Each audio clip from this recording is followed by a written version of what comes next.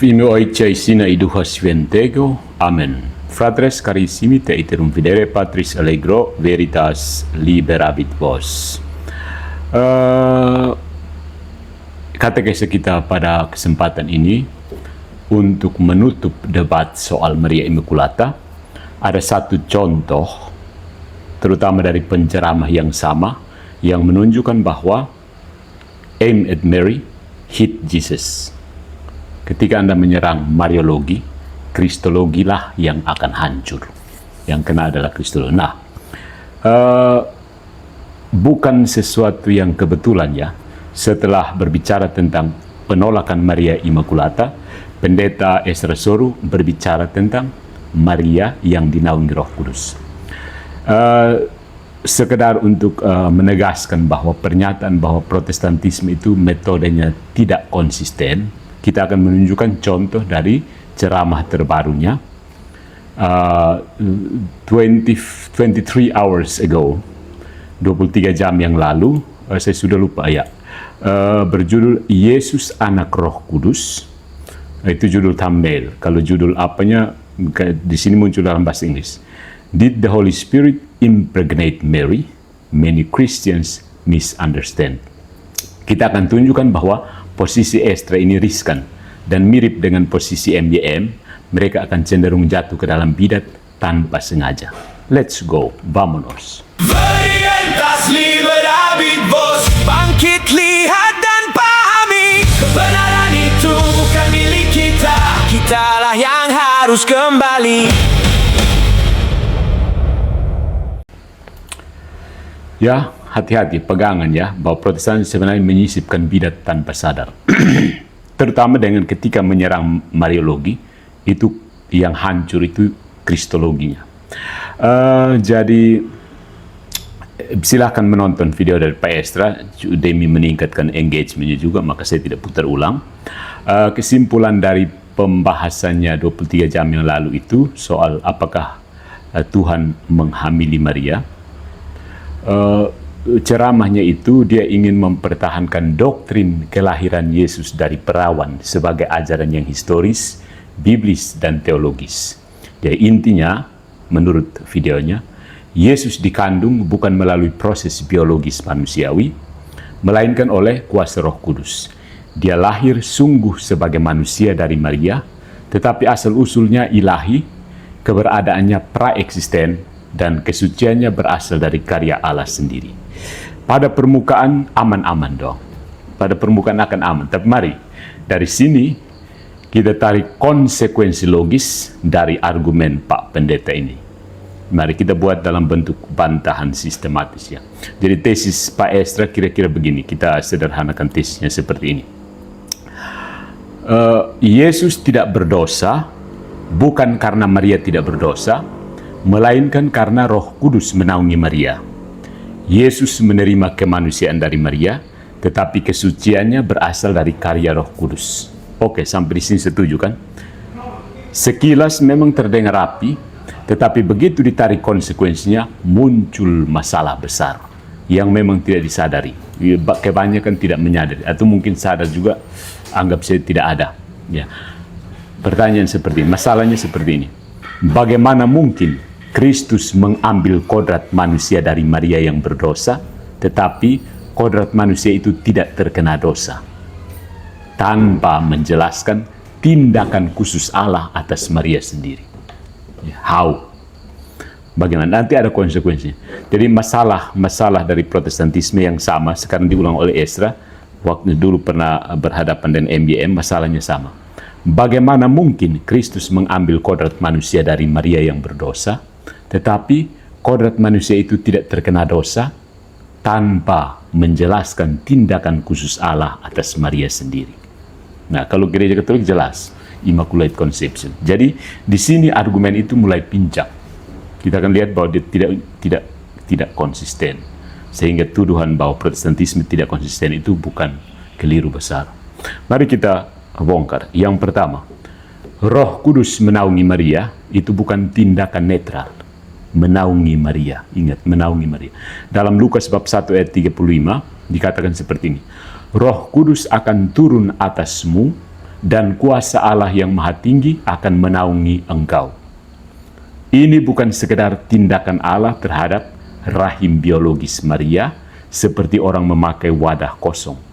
Kata menaungi menunjuk pada kehadiran kuasa Allah yang aktif, kudus dan personal, pribadi.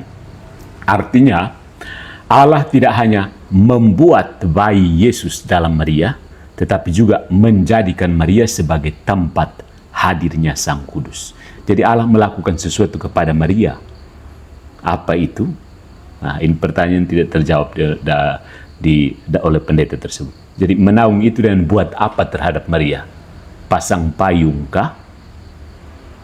Jadi pertanyaan seperti ini. Kalau Roh Kudus menaungi Maria, apakah Maria tetap berada dalam kondisi dosa yang sama persis seperti manusia berdosa biasa? Kalau Roh Kudus menaungi Maria, apakah Maria tetap berada dalam kondisi dosa yang sama persis seperti manusia biasa? Misalnya saudarinya Esther Soru. Kalau jawabannya iya, dia sama persis seperti manusia biasa, maka konsekuensinya keras. Roh Kudus menjadikan rahim yang sedang berada di bawah kuasa dosa sebagai tempat langsung inkarnasi Sang Firman.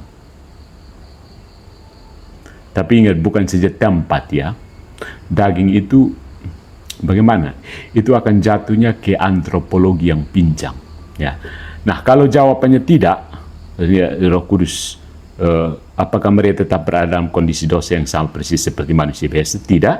Maka lawan sebenarnya sudah mengakui prinsip Katolik, lawan kita Protestan yang diwakili oleh Esther Soru.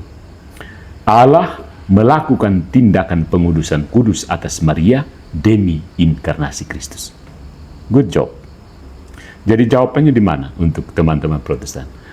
Kalau Roh Kudus menaungi Maria, apakah Maria tetap berada dalam kondisi dosa yang sama persis seperti seorang perempuan di pasar Oeba? Kalau Maria dinaungi Roh Kudus. Atau Allah melakukan tindakan pengudusan khusus atas Maria demi inkarnasi. Kalau jawabannya, kalau dengan menaungi Allah menaungi, Roh Kudus menaungi dia dan Maria menjadi tidak sama dengan wanita berdosa yang tidak dinaungi, berarti sudah ada tindakan pengudusan. Itu posisi Katolik. Jadi tinggal pertanyaannya, tindakan pengudusan itu terjadi kapan? Protestan biasanya mau bilang saat konsepsi Yesus. Katolik berkata lebih konsisten, sejak konsepsi Maria sendiri secara preventif oleh jasa Kristus. Ya.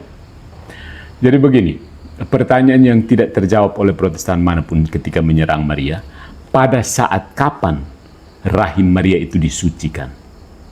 Dan rahim Maria itu batasannya ada di mana? Ya, secara fisiologis batasannya di mana?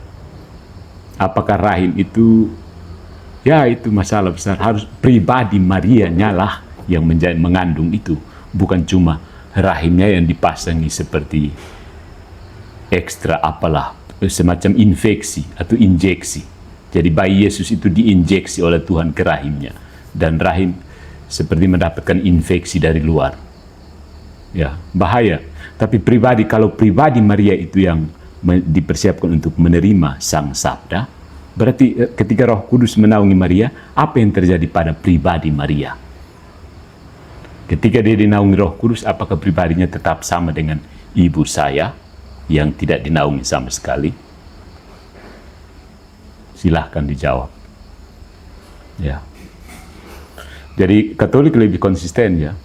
Sejak konsepsi Maria sendiri secara preventif oleh jasa Kristus, Maria sudah dipersiapkan supaya layak menerima Sang Sabda yang berinkarnasi. Nah, ini penting sekali dari segi irresistible grace, salah satu poin yang dielu-elukan oleh para penganut Calvinis, tulip, irresistible grace. Kalau rahmat Allah tidak tertolak, mengapa Maria mustahil dipreservasi? Kalau rahmat Allah tidak bisa ditolak sama sekali, kenapa Maria mustahil dipreservasi? Ini pertanyaan agak mendalam ya. Kalau yang hari-hari hanya bermain dengan polemik-polemik, tidak mungkin sampai pada tinggi level ini. Dan ini menarik ya, dalam tradisi Reformed ada gagasan irresistible grace. Rahmat Allah yang efektif tidak gagal mencapai tujuan keselamatan yang Allah kehendaki. Kalau Allah memilih, memanggil, dan menguduskan, maka rahmatnya tidak bisa dikalahkan oleh kelemahan manusia. Ya, jadi bantahnya begini. Kalau mereka percaya Allah dapat memberi rahmat yang efektif dan tak tertolak kepada orang berdosa untuk melahirkan iman, mengapa tiba-tiba Allah dianggap tidak mungkin memberi rahmat preventif kepada Maria untuk menjaga dia dari dosa asal? Kenapa? Jadi di sini terlihat inkonsistensinya. Mengapa mereka percaya Allah dapat mengatasi kehendak manusia yang jatuh dalam dosa demi keselamatan, tapi ketika Katolik berkata Allah dapat menjaga Maria dari dosa demi inkarnasi, mereka mendadak jadi semi-rasionalis. Mana mungkin semua manusia berdosa? Tidak mungkin, mustahil bagi Tuhan. Oke. Nah, justru kalau semua manusia berdosa, maka hanya rahmat Allah yang bisa membebaskan, bukan? Dan kalau rahmat itu efektif, maka tidak ada halangan metafisik bagi Allah untuk membebaskan Maria bukan setelah jatuh, melainkan sebelum jatuh. Ya. Dan itulah persisnya Immaculata. Bukan Maria menyelamatkan diri, bukan Maria suci karena kekuatan kodratnya, melainkan Maria ditebus secara lebih luhur. Bukan diangkat dari lumpur setelah jatuh, tetapi dijaga agar tidak jatuh ke dalam lumpur. Tuhan Katolik bisa, Tuhan Protestan tidak. Tuhan Protestan sedikit impoten, tidak maha kuasa. Ya, dia bikin gereja saja, gereja kacau balau. Sehingga dia butuh Martin Luther untuk perbaiki gereja. Tuhan apa yang tidak potensial begitu? Impoten. Nah begini, dalam bahasa sederhana, Protestan percaya Allah bisa menarik orang keluar dari jurang. Katolik percaya Allah juga bisa mencegah Maria jatuh ke jurang sejak awal. Mana Tuhan yang lebih? Ini bukan uji Tuhan-Tuhanan, tapi soal kemahakuasaan Tuhan. Yang kedua bukan lebih lemah, tapi justru lebih sempurna. Ya, dokter yang bisa memberikan resep yang mencegah penyakit lebih hebat daripada yang cuma bisa datang lihat virus dan kasih mati. Ada orang sudah parah baru dia datang. Oke, poin yang ketiga, masalah Maria berdosa, Yesus tidak berdosa. Ada terjadi lompat, Maria berdosa, Yesus tidak berdosa. Ini berbahaya, tidak tanpa penjelasan sepenuhnya. Bahayanya jatuh ke bidat kristologis. Ya, jadi pendeta Esther Seoul berkata seperti ini. Yesus menerima kemanusiaan dari Maria, tetapi tidak menerima dosa dari Maria karena Roh Kudus bekerja. Ingat, ini pengulangan yang kabur. Baik ya, tetapi di sini harus dijelaskan secara ontologis. Apa yang diambil Yesus dari Maria? Apa sih yang diambil Yesus dari Maria? Apa? Nah, apakah ada teman Protestan di sini yang mau berkomentar? Apa sih yang diambil Yesus dari Maria? Kalau Yesus mengambil kodrat manusia sejati dari Maria, maka dia mengambil daging, darah, garis keturunan, dan realitas manusiawi dari Maria. Dia bukan turun dari langit membawa tubuh asing, lalu sekedar lewat melalui Maria. Itu sudah dekat dengan bayangan doketisme atau kristologi Yesus numpang lahir. Dan tercium aroma doketisme pada penjelasan baik MYM, De Kingadas maupun Esther Seoul. Ya. Pertanyaannya seperti ini. Pengudusan itu terjadi pada siapa dan di mana? Karena apa? Yesus menerima kemanusiaan dari Maria, tapi tidak menerima dosa dari Maria karena Roh Kudus bekerja. Ya, pada saat kapan? Ini pertanyaan penting. Jawabannya menentukan bidat apakah Anda. Gitu.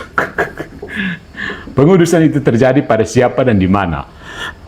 Ada tiga kemungkinan jawaban. Pengudusan itu terjadi pada siapa dan di mana. Yang pertama, Roh Kudus hanya menguduskan kodrat manusia Yesus setelah diambil dari Maria. Jadi Roh Kudus menguduskan kodrat manusia Yesus sesudah diambil dari Maria. Jadi Maria tetap dosa, tapi begitu ambil dari Maria baru dikuduskan. Masalahnya ini membuat seolah-olah ada bahan manusia berdosa yang kemudian disterilkan, ya kan? Macam ambil manusia dulu, ambil manusianya kemudian baru cuci. Nah, tapi kalau yang diambil adalah kodrat manusia dari Maria, maka tindakan Roh Kudus tetap menyentuh sumber manusiawi itu. Tindakan Roh Kudus tetap menyentuh sumber manusiawi itu, karena yang diambil adalah kodrat kemanusiaan. Ya kan? Yang kedua, kemungkinan kedua, Roh Kudus menghalangi transmisi dosa asal dari Maria kepada Yesus. Roh Kudus membatasi. Nah, masalahnya, kalau Allah bisa menghalangi transmisi dosa asal kepada Yesus, maka secara prinsip Allah juga bisa menghalangi dosa asal pada Maria. Jadi, Immaculata tidak mustahil. Roh Kudus menghalangi transmisi dosa asal kepada Roh Kudus menghalangi transmisi dosa asal dari Maria kepada Yesus. Dengan cara apa? Kayaknya ada beberapa yang berpikiran bahwa dosa asal itu mengalir melalui cairan sperma. Jadi karena Yesus tidak lahir dari hubungan dengan cairan sperma, maka dia tidak punya dosa asal.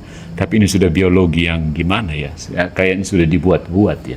Tapi saya sudah pernah jelaskan bagaimana orang mencoba membuat fake biology untuk menjelaskan, ada di FB saya, untuk menjelaskan bahwa karena Yesus bukan lahir dari hubungan suami istri, maka dia tidak tercemar noda asal. Agak lucu, tapi ya begitulah cara Protestan keluar dari tegangan ini. Ya. Jadi itu kemungkinan jawaban kedua. Kemungkinan yang ketiga, Roh Kudus menguduskan Maria dalam relasinya dengan inkarnasi. Jadi perbaiki itu manusia yang nanti akan memberikan kodrat itu kepada Yesus. Ya kan? Memperbaiki, bersihkan itu manusianya sehingga sabda Allah datang, ambil dan berinkarnasi. Ya. Nah, ini justru sudah bergerak ke arah Katolik. Bedanya, Katolik lebih radikal dan konsisten. Pengudusan Maria bukan hanya sesaat secara instrumental, tapi karena memang dia pribadi yang utuh, tetapi sejak awal keberadaannya, karena dia dipilih menjadi Theotokos, Bunda Allah. Jadi kalau beberapa jawaban dari teman polemikus adalah tidak, hanya rahimnya dikuduskan. Oke, batasan rahim dengan Maria itu ada di mana ya? Batasan rahim Maria dengan Maria itu sendiri ada di mana? Itu juga berbahaya. Jadi saudara-saudara, lompatan seperti ini. Maria berdosa, tetapi Yesus tidak berdosa, tidak bisa dibiarkan sebagai slogan. Tidak bisa. Harus dijelaskan mekanismenya. Kalau mekanismenya adalah karya Roh Kudus, maka pertanyaan berikutnya, mengapa karya Roh Kudus itu dibatasi hanya pada janin Yesus dan tidak boleh menyentuh Maria secara preventif? Nah, ini pertanyaan ini yang perlu dijawab. Kenapa dibatasi hanya pada janin Yesus? Padahal kan Yesus juga manusia kan? Ya. Dan di situ biasanya argumen lawan kita mulai kehabisan napas. Oh, intinya tidak ada di Alkitab, saya tidak mau pedulinya. Itu sudah menyerah. Karena tegangannya tidak bisa diselesaikan, ya sudahlah, tidak usah percaya saja. Nah, masalahnya begitu. Ketika tidak bisa menyelesaikan tegangan, ada orang yang berpikir lebih jauh, mereka apa? Marah-marah, tidak boleh. Padahal mereka tidak bisa menunjukkan bahwa itu tidak. Jadi sebenarnya lawan debat Protestan itu tidak bisa membuktikan bahwa Maria berdosa. Mereka hanya tidak mau kalau Maria itu tidak boleh berdosa. Aneh juga ya. Mereka tidak membuktikan secara positif. Mereka hanya menyerang. Nah, mari kita lihat. Mereka itu menolak Immaculata, tetapi memakai prinsip yang membuka pintu ke Immaculata. Ya, jadi pendeta Ezra Soru dalam ceramahnya 24 hours ago, dia berkata seperti ini, kalau Maria harus tidak berdosa supaya Yesus tidak berdosa, maka orang tua Maria juga harus tidak berdosa, lalu kakek neneknya juga sampai Adam dan Hawa. Reductio ad absurdum. Ini keberatan klasik tetapi dangkal. Ya, siapapun orang Protestan pasti akan diajar untuk membantah seperti ini. Oh, kalau Maria harus bersuci supaya Yesus suci, berarti neneknya juga harus begitu kan? Dan mereka yang tidak berpikir ikut saya, mari kita ikut saya, kelihatan bagus kan? Klasik tapi dangkal. Katolik tidak berkata Maria suci karena lahir dari orang tua yang suci, bukan. Itu strawman. Katolik berkata Maria suci karena ditebus secara preventif oleh Kristus. Ya. Jadi tidak perlu membuat rantai leluhur tanpa dosa. Immaculata bukan teori genetika rohani. Immaculata adalah tindakan rahmat Allah. Ya, pada Maria yang dipilih untuk mewakili semua manusia di seluruh muka bumi untuk memberikan kodrat kemanusiaan kepada Sang Logos. Jadi pasti saja tindakan Tuhan istimewa. Dan jadi dengan kata lain, kesucian Maria bukan berasal dari Yoakim dan Ana, ibunya, orang tuanya. Kesucian Maria berasal dari Kristus. Diterapkan lebih dahulu oleh Allah di luar batas kronologi biasa. Paham? Kesucian Maria bukan karena kesucian Ana dan Yoakim itu, tapi dari Kristus, Sang Logos, ya, yang mau berinkarnasi secara kronologi manusia yang akan berinkarnasi dalam dirinya. Nah, kalau orang Protestan percaya salib Kristus bisa menyelamatkan Abraham, Musa, dan Daud yang hidup sebelum Golgota, mengapa mereka bingung kalau jasa Kristus juga bisa diterapkan kepada Maria sejak awal keberadaannya? There is no keberatan, ya. Tidak ada keberatan. Hanya sekedar karena anti-mariologi saja. Keberatannya tidak valid maksudnya. Jadi ini sebenarnya bukan kontradiksi, ini logika penebusan, logika soteriologi. Allah tidak terikat kalender seperti manusia. Manusia menunggu tanggal, Allah memegang waktu dari kekekalan. Ya. Yang berikutnya, pernyataan bahwa Yesus tidak berdosa karena Roh Kudus. Itu justru mengandaikan prinsip Katolik bahwa rahmat mendahului kodrat yang jatuh. Rahmat itu prior to the nature, the fallen nature. Ya. Argumen lawan yang berbicara di pihak lawan, maksudnya pendeta Esther Sori, itu sebenarnya berbahaya bagi posisinya sendiri, alias argumennya sendiri baku naik. Ya. Argumennya baku naik dan argumennya yang lain. Ya, dia berkata seperti ini, manusia berdosa tidak bisa menghasilkan manusia tanpa dosa. Maka Yesus harus dikandung oleh Roh Kudus. Licin sekali, ya. Manusia berdosa tidak bisa menghasilkan manusia tanpa dosa. Maka Yesus harus dikandung oleh Roh Kudus. Dikandung oleh Roh Kudus tinggal di mana, lalu dia mengandungnya di mana, ya? Pernyataan ini harus diperiksa lebih jauh. Ya. Baik, ya, memang itu pernyataan ada Alkitabnya, tapi kesimpulan lanjutannya itu yang bermasalah. Kalau kodrat manusia sudah terluka oleh dosa asal, maka untuk menghadirkan kemanusiaan Kristus yang kudus, Allah harus melakukan tindakan rahmat yang mendahului dan mengatasi kodrat yang jatuh itu. Dia harus dahulu. Kalau tidak, Yesus berdosa, itu mau tidak mau. Ya, Roh Kudus buat apa? Supaya kemanusiaan itu jangan kena dosa asal. Ya, jangan hanya bilang itu karena dia Tuhan. Iya, dia Tuhan, tapi bagaimana caranya? Karena itu kemanusiaan yang jelas-jelas diambil dari Maria. Yesus tidak datang dari langit bawa daging sendiri, kemudian pura-pura disisipkan ke Maria. Itu bukan inkarnasi, itu namanya kuasi inkarnasi, pura-pura jadi inkarnasi. Ya. Ini yang penting. Jadi serangan terhadap Mariologi itu sebenarnya merusak Kristologi, tapi mereka tidak tahu mereka sadar ini atau tidak. Jadi kalau kodrat Maria sudah terluka oleh dosa asal, atau kalau di Reformed itu sudah hancur berantakan oleh dosa asal, maka untuk menghadirkan kemanusiaan Kristus yang kudus, Allah harus melakukan tindakan rahmat yang mendahului dan mengatasi kondisi kodrat yang jatuh itu.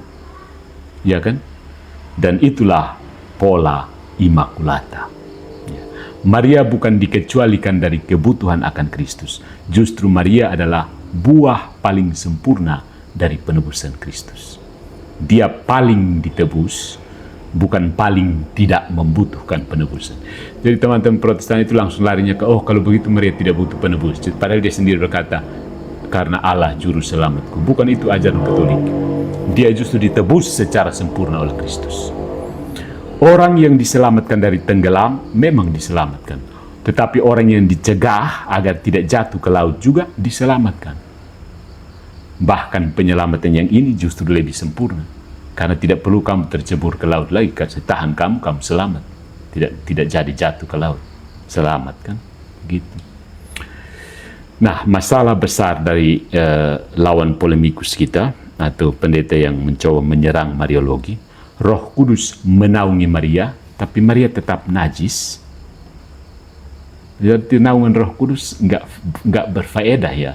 Kalau Roh Kudus menaungi, tapi Maria tetap najis berdosa. Jadi secara teologi sebenarnya ini ada pertanyaan tajam. Apakah pantas Sang Firman mengambil daging dari seorang perempuan yang masih berada di bawah kuasa dosa asal tanpa pengudusan istimewa? Bagaimana caranya? Kalau dijawab pantas karena Allah bisa melakukan apa saja, itu jawaban terlalu murah, ya, murahan. Allah memang bisa melakukan apa saja yang tidak bertentangan dengan kebijakan dan kekudusannya. Tetapi dalam seluruh pola kitab suci, Allah mempersiapkan tempat kediamannya. Jadi kalau orang mau baca sesuai dengan baca seluruh Alkitab, dia tahu bahwa Allah tidak mungkin sembarang, tapi melalui tipe yang ada, tipologi yang ada. Ya, dia tidak bisa random. Tuhan orang Kristen bukan Tuhan random doang. Dia buat habis gereja, dia kasih tinggal, dia bikin gereja baru lagi. Ya, begitu gereja Tuhannya Tuhannya orang Kristen abal-abal ini aneh. Dia buat habis gereja, dia kasih tinggal di situ, kesesat di situ, dia bikin gereja lagi, kesesat lagi gitu. Jadi tabut perjanjian dibuat, kita ingat pola dalam kitab suci. Tabut perjanjian dibuat khusus, bait Allah dikuduskan, para imam ditabiskan, bahkan benda-benda liturgis dipisahkan, disakralkan bagi Allah. Lalu ketika Sang Firman sendiri menjadi manusia, rahim Maria dianggap cukup sebagai wadah biologis biasa yang tidak perlu dipersiapkan secara istimewa. Aneh sekali ya. Aneh.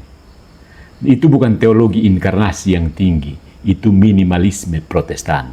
Allah masuk sejarah, tetapi mereka takut mengakui bahwa Allah sungguh memuliakan manusia yang dipilihnya. Situ poin pentingnya. Jadi, bantahan kita terhadap posisi polemikus Protestan itu seperti ini. Pendeta Ezra Soru itu memang benar ketika menolak pemahaman kasar bahwa Roh Kudus menghamili Maria secara biologis. Katolik juga menolak itu. Tetapi dia keliru ketika memakai karya Roh Kudus untuk menyingkirkan kebutuhan akan pengudusan istimewa Maria.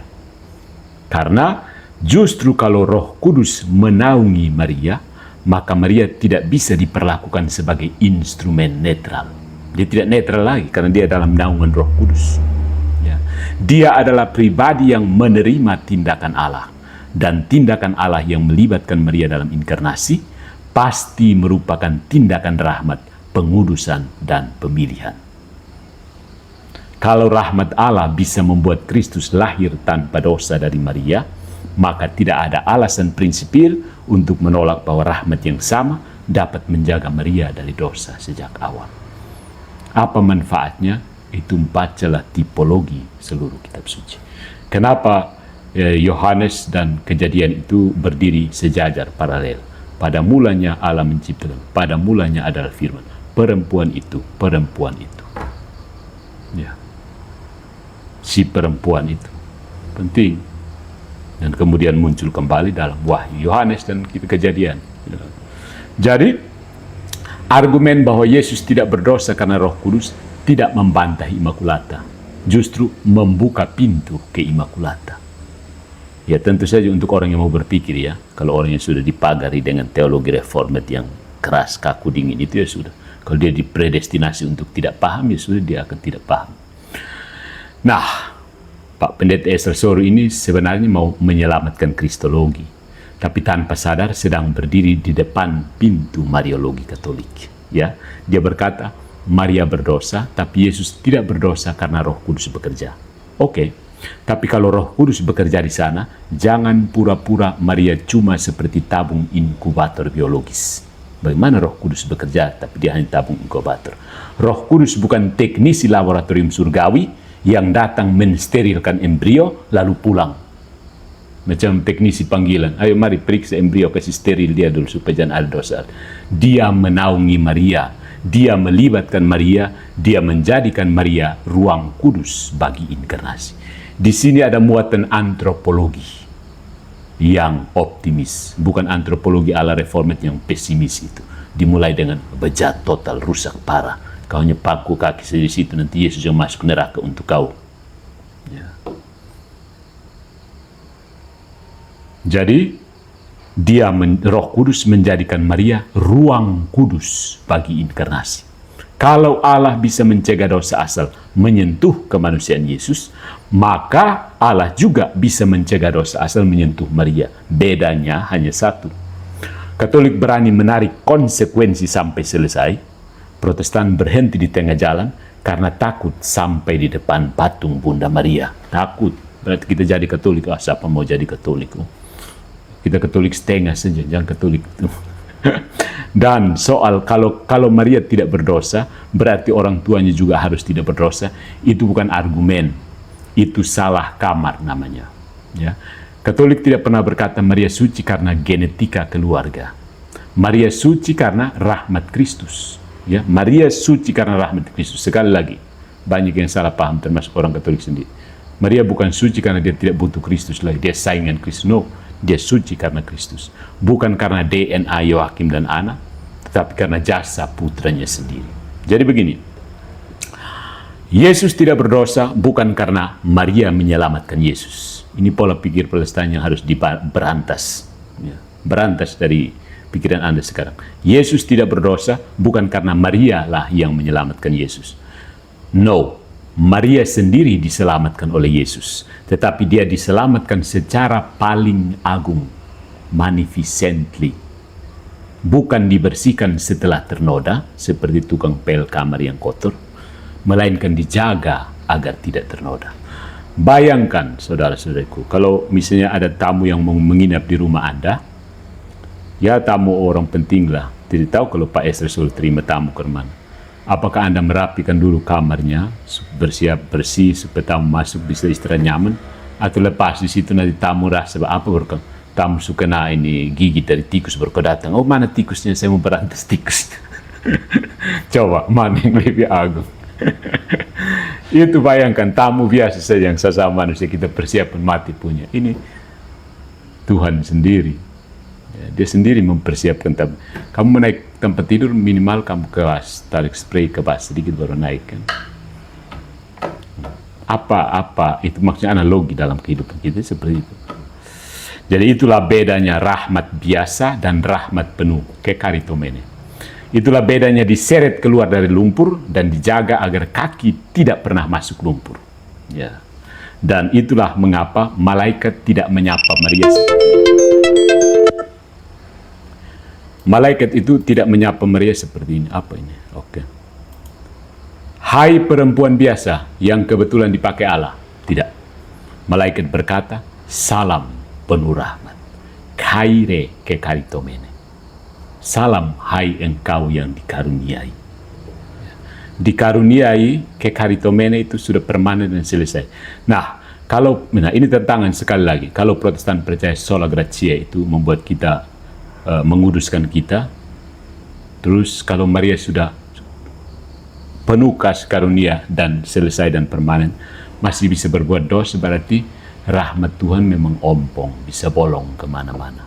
Itu Tuhannya yang tidak beres, atau orang yang ajar itu ajarannya yang tidak beres. Saya pilih yang kedua, orang yang ajar itu tidak beres. So keep calm and stay away from Protestantisme. Dan demikian kita tutup seri tentang Mariologi. Dari Mariologi nanti rencana kita beralih ke Kristologi, metafisika Kristologi. Nantikan katekesi berikutnya.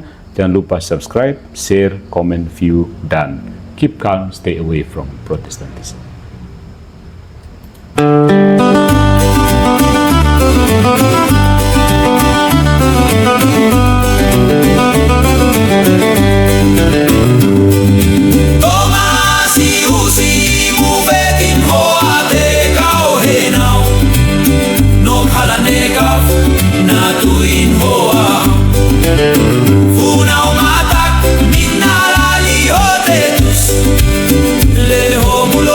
Biale ufuk simatan